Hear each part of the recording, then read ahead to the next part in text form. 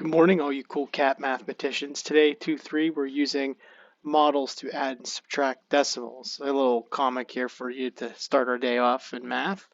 I ordered a 10-gallon hat, but they put the decimal in the wrong place. Do you get it? Look at his hat.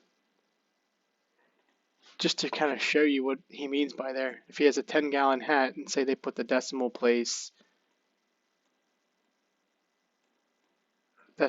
right there, it would be a 1-gallon hat. And maybe they put it in front of the one. It'd be a tenth of a gallon hat. It could even be a hundredth of a gallon hat. I argue that that's a thousandth of a gallon hat. All right, to our lesson. So today what you're going to see is two different ways in how you can add and subtract decimals. The first way I'm going to show you is what the lesson focuses on are these ideas of using models. This is a really good way to visualize what is going on. I believe I sent a lot of you home graph or grid paper. If you're going to use this method with the graph and grid paper, just make sure it's a square that's a 10 by 10. So you have, 10 in each row, and then you have 10 total rows. So there should be 100 total squares here. So this equals 100. If not, then you will not be able to use these models efficiently and effectively because you'll be getting different answers. So first, let's look at how we add 33 hundredths plus 41 hundredths. So when I look at these numbers, going back to what we learned last unit in place value, you know that this place is the 10th place, the tenths place, and then this place here is the hundredths place. It's important to know because if you look at this and we split this into tenths, each one of these rows here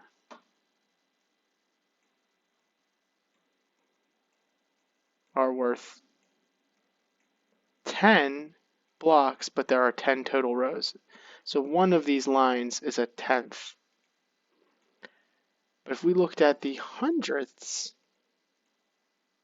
each block would split this one whole into 100. So we're thinking of this as one whole at this point in time. Yes, it's 100 blocks, but it's one whole. And the reason why we know it's one whole is that if you had 100 of these blocks out of 100, you would have one whole block. Just a quick review there. So how do we do this addition? So addition's a little bit easier than I think the subtraction because you're just adding pieces together. So you know that this is 3 tenths and 3 hundredths, which is 33 hundredths, or you could even say it's 33 of these little squares. I think it's easier to think of this as 3 tenths and 3 hundredths. And I'll show you what I mean by that. So we'll shade here. We said the yellow was our tenths. So if this is 3 tenths with an additional of 3 hundredths, let's shade 3 tenths. So here's 1 tenth, 2, 3, and then our 3 hundredths.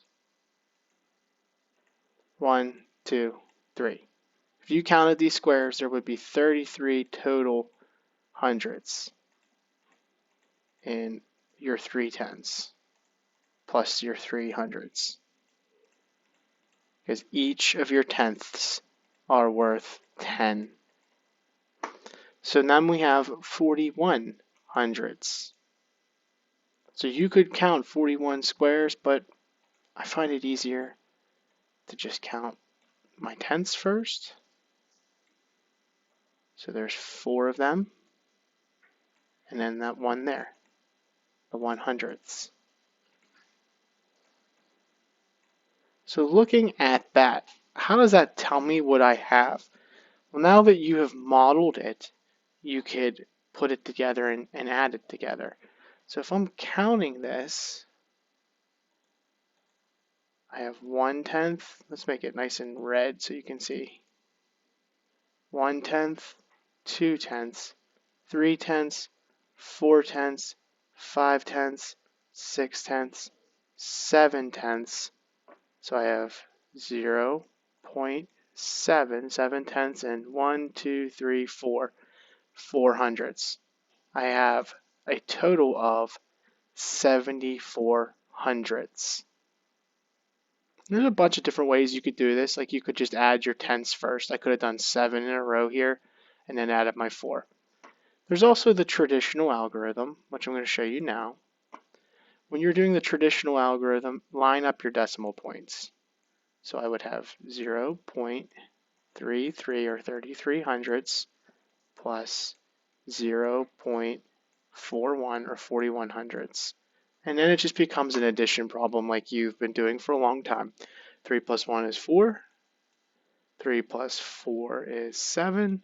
Drop my decimal point, that's the difference. Just drop it right down there. And 0 plus 0 is 0. So we got 74 hundredths. So that's the addition way. Let's look at the subtraction now. So with the subtraction, obviously, like when you do any kind of subtraction, you need to take things away from some kind of total. Remember we practiced this, actually I think it was this 4th grade. This is called our minuend.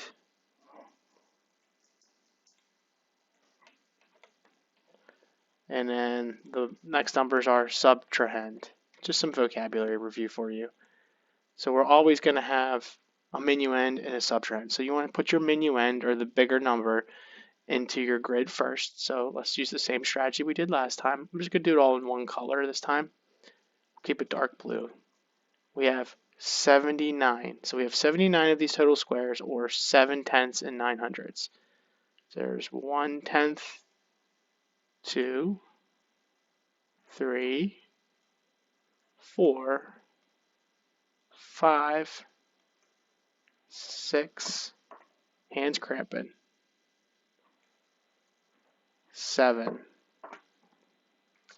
I'm actually going to redo that, make sure it's a little neater.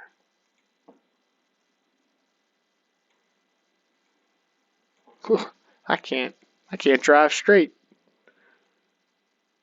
I'm on 1, 2, 3, 4, 5, 6, 7, and then we have 9.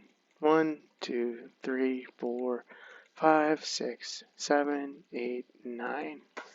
So now we're subtracting 6 tenths from that. Now you could use an eraser. It's not the easiest thing to do. I like to draw little X's. So we have to subtract 6 tenths. So I'm just going to subtract 6 tenths. You can do little X's like this. This is what your book likes to do. Or you can even just scribble it out.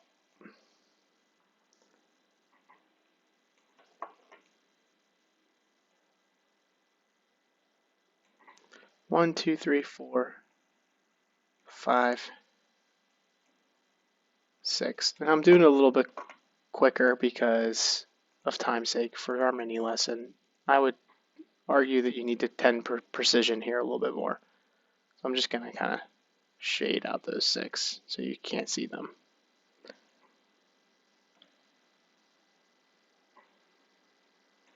So how much do we have left over? We have 1 tenth and how many hundredths? 1, 2, 3, 4, 5, 6, 7, 8, 9. So we have 0.1 or 1 tenth and 9 hundredths, or 19 hundredths. If you counted this as 19 of those squares. Let's look at the traditional algorithm. Again, we're just lining up the decimal points and subtracting. Regrouping is needed. Sometimes you need to add a placeholder, like a 0 right here, because 0.60 and 0.6 are the same number.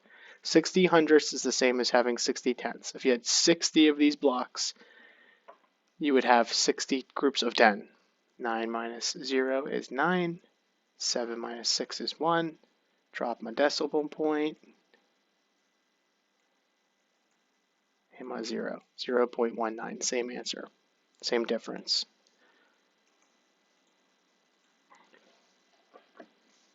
So what I want you to remember for today, when you see problems like this, sometimes they're going to give you those grids.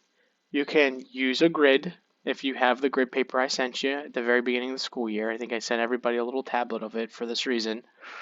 If you can't find that, drawing a grid is not going to be an effective tool. If you have lined note paper and you want to draw a grid, you could attempt that, but it might not be a good use of your time. So if you have a problem like this, what you could do is you could line it up and solve it the traditional way, which I surmise that many of you will do. Here's an example where you have to regroup. 8 minus 0 is 8. That becomes a 13. This becomes a 0. 13 minus 7, 8, 9, 10, 11, 12, 13. That's 6. And then a 0.68. You can use that. The other thing that I will do is I believe you all have ActivInspire on your computer. I will send you a flip chart with this blank grid for you to help. When I look at the problems today in the book,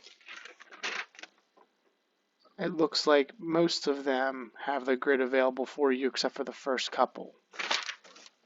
So good luck today, guys. Remember the two different strategies that you've used. They'll be very helpful for you understanding adding and subtracting decimals as we move forward. The last thing I want you to know, and I don't really see a lot of them in the book, but at times you're going to see where you have a whole number like this one right here. If you're using grids for that whole number, remember this 1 in front of here is one whole. So if I wanted to show you 1.38 on here, 1 would be this whole thing shaded. This is time consuming. And then your 0.38 would be 1/10, 2/10, 3/10, and then 8. 1, 2, 3, 4, 5, 6, 7, 8. This right here that I did, this is what I shaded, is the 1.38. So sometimes you have to have multiples of your entire whole blocks because your number is larger than one whole. This number is greater than 1. It's 38 tenths greater than 1.